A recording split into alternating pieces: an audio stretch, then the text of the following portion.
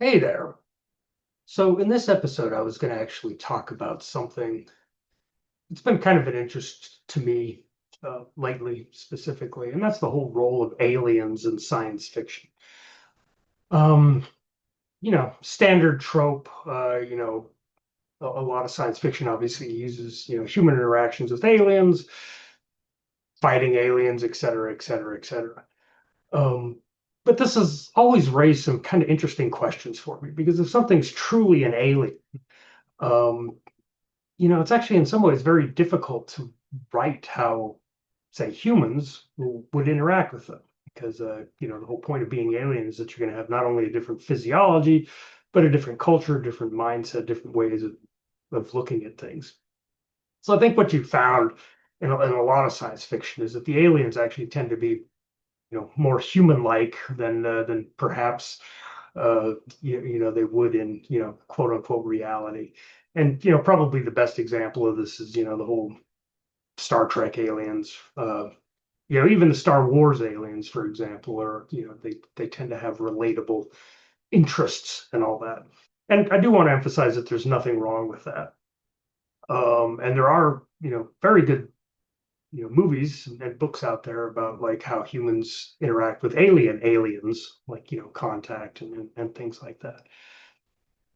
So I was thinking about how you could make it realistic, with a minimum amount of, let's say that you want to concentrate more on the story and the interactions than, say, creating an entire alien mindset, which I think if you're going to do that well, it would require a lot of writing, a lot of space in the book that you're working on. But how to kind of get around that limitation, how to create aliens that are human-like.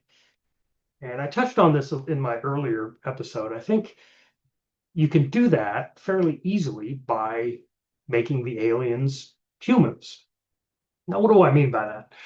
Um, well, you would actually have them all coming from a kind of a standard human stock, and then having like say evolution and all this sort of thing kind of create diverging uh, subsets, subspecies of humans that still have that kind of commonality, that kind of base physiology and psychological commonality to them, but are also different enough that you can kind of explore different, uh,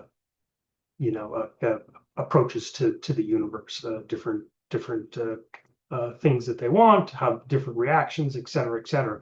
But also keeping it in that, like I said, that kind of baseline human response tree that we're all used to.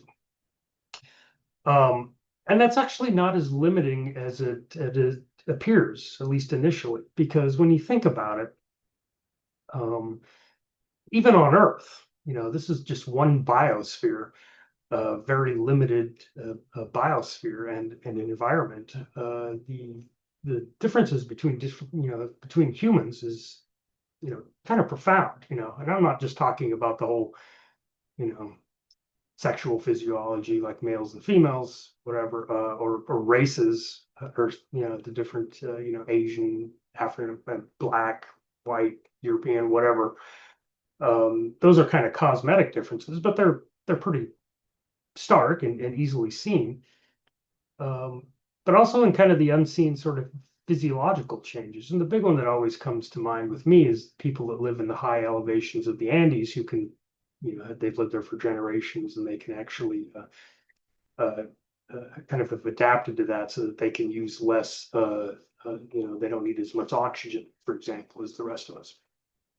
So that's just on this planet. Now, if you imagine that people would actually go to other planets, um, those changes are going to actually kind of multiply and become even more uh, uh, pronounced, I would say, especially over generations. Um, and let's say, for example, a world that's got, it's Earth-like, but it's got slightly heavy gravity. Got maybe it's got like 1.2 Gs or whatever. And then think about how a colony ship, the people that landed on that planet, how after generations, um, they would look differently than, say, a baseline human. Uh, how colonists that have lived in a low G environment for generations would look. Um, how and and you can actually get some pretty profound differences, again over generations.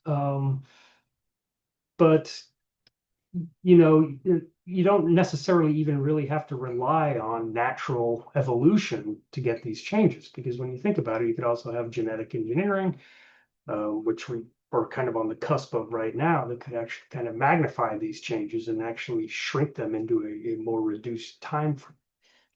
And then think about how these different environments and different physiological makeups would kind of impact the culture that would develop in these different environments. How would a heavy world uh, culture be different from, say, a low G culture? How would they interact with each other?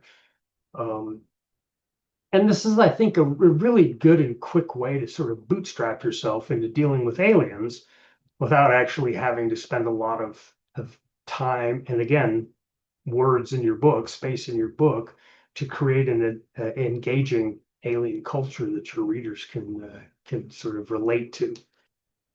Um, so it's something to think about. Again, there are places that have done this, like, of course, The Expanse does this pretty well, but with, the difference between the Belters and the Martians and the, Earth, Terrans, Earthers. Um, so consider doing that. If you're starting and trying to create a world, uh, think about the impact that just humans colonizing these different environments would have, how that would change their physiology, how they look, and how it would change their outlook. Um, the best example of this would be for, The Expanse does this, where they say the Belters have a much more kind of rigid look at the waste of resources, particularly air, energy and things like that, than, say, a native Earther would. And that, of course, leads to conflicts.